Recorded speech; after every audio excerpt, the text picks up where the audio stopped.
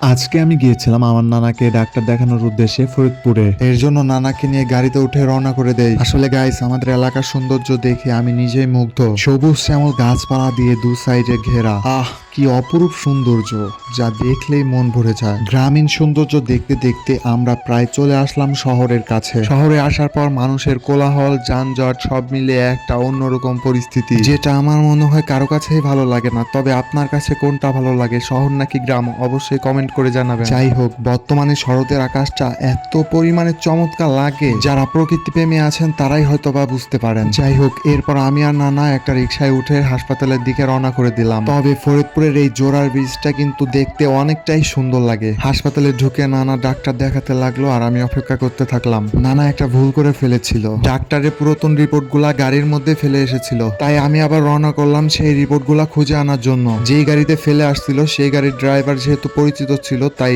Report পেতে সমস্যা হয়নি। এরপর নানাকে ডাক্তার দেখানো শেষে বাড়ির উদ্দেশ্যে রওনা করে দিলাম। গাইজ, ভিডিওটা পুরোপুরি দেখার জন্য তোমাদের ধন্যবাদ।